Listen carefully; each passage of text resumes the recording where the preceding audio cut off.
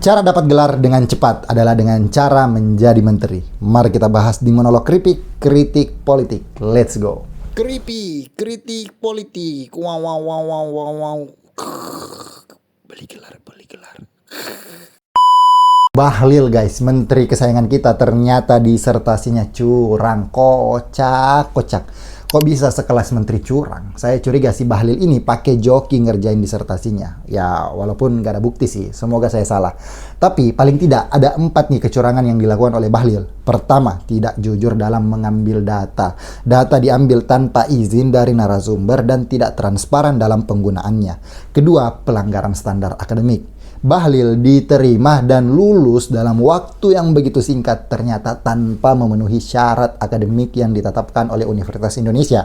Ketiga, perlakuan khusus dalam proses akademik. Nah, disebut nih Bahlil mendapat keistimewaan mulai dari pembimbingan hingga kelulusan, termasuk perubahan penguji secara mendadak. Dan terakhir nih, yang keempat, ternyata ada konflik kepentingan. Dijelaskan promotor dan kopromotor memiliki keterkaitan profesional dengan kebijakan yang diatur oleh Bahlil saat dia menjabat sebagai pejabat negara. Jadi bisa dibilang gelar Bahlil ini adalah gelar palsu. Bayangin men, data penelitian dimanipulasi, dilulusin karena ngasih kebijakan. Anjir, jual beli gelar ini namanya.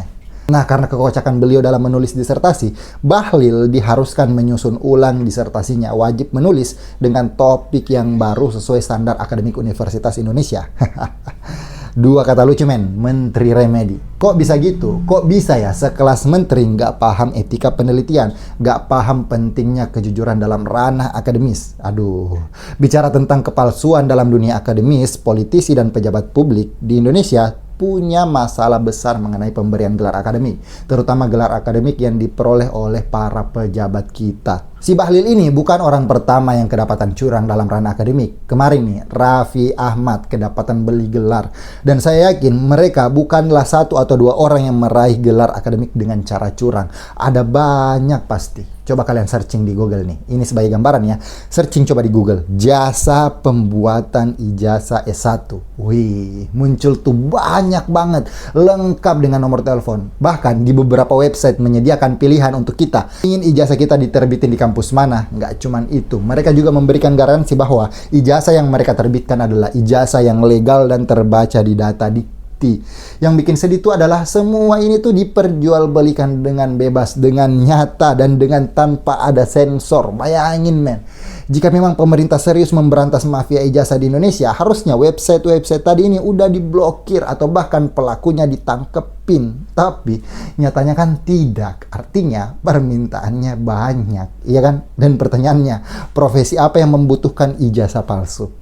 Ya mungkin salah satunya adalah politisi. Politisi butuh dukungan, politisi butuh citra yang baik, politisi perlu terlihat pintar. Dan dengan ijazah palsu, semua kebutuhan itu bisa terpenuhi. Iya kan? Emang profesi apa lagi yang membutuhkan gelar tanpa jalur perkuliahan selain politisi? Keberadaan mafia gelar, mafia ijazah di Indonesia ada karena memang peminatnya ada banyak. Peluang bisnis ada di situ. Jadi fenomena Bahlil yang kedapatan curang dan Raffi Ahmad yang ternyata beli gelar adalah cerminan kondisi pendidikan tinggi kita. Gelar hanyalah sebuah mahkota hiasan tanpa nilai. Yang mereka pentingkan adalah gelarnya. Mereka mau terlihat pintar, mereka nggak mau pintar beneran. Mereka hanya ingin pencitraan. Kasus Bahlil ini harusnya membuat kita tuh skeptis dengan para politisi-politisi kita di Indonesia, terutama yang sudah punya jabatan. Apakah memang betul mereka ahli di bidangnya? Apakah betul gelar yang disematkan pada namanya adalah bukti mereka ahli di bidangnya?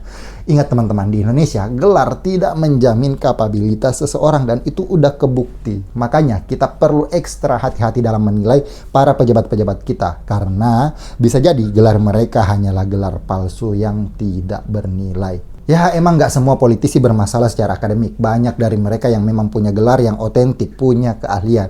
Tapi dari kasus Bahlil menggambarkan bahwa kekuatan politik mampu membuat akademisi tunduk, mampu mendikte para akademisi. Ternyata di negeri ini kekuatan politik jauh lebih besar dibandingkan kekuatan ilmu pengetahuan. Dan itu sudah jadi pembicaraan di kalangan akademisi. Bayangin men, akademisi dikalah sama politisi. Aduh. Kita tahu bersama banyak pejabat-pejabat yang memperoleh gelar dengan cara diberikan oleh beberapa kampus dengan dalih honoris causa. Pertanyaannya adalah, apakah orang-orang yang diberikan gelar honoris causa adalah orang yang pantas atau ada kepentingan politik di situ, ada balas budi di situ. Selain itu, ada juga nih yang pakai jalan pintas dengan mempublikasi tulisan abal-abalnya di jurnal Predator. Nah, problem jual beli gelar di Indonesia ini menunjukkan seberapa bodoh para petinggi-petinggi negara kita, menunjukkan bahwa belajar tidaklah penting. Yang penting adalah kelihatan seperti belajar. Munafik. Kalau ini terus dibiarkan, maka Indonesia akan hancur secara perlahan. Bayangin men, orang-orang yang memimpin adalah orang-orang yang ternyata nggak ahli di bidangnya. Pejabat-pejabat yang harusnya membuat kebijakan berdasarkan analisis keilmuannya, malah memutuskan secara sembarangan karena nggak punya ilmunya. Itu kan yang terjadi kemarin di kebijakan gas LPG yang dilakukan oleh Bahlil. Makanya nggak jarang kita melihat kebijakan-kebijakan pemerintah yang sembarangan, nggak pakai ilmu, asal bikin doang, munafik dan pencitraan. Cukup sekian monolog kritik politik kita kali ini. Jangan lupa like dan subscribe jika video ini bermanfaat buat kalian. Oke? Bye. Aduh, tak berapa kayak itu kalau mau joki skripsi. Kalau ada 100.000, beli juga. Bahlil.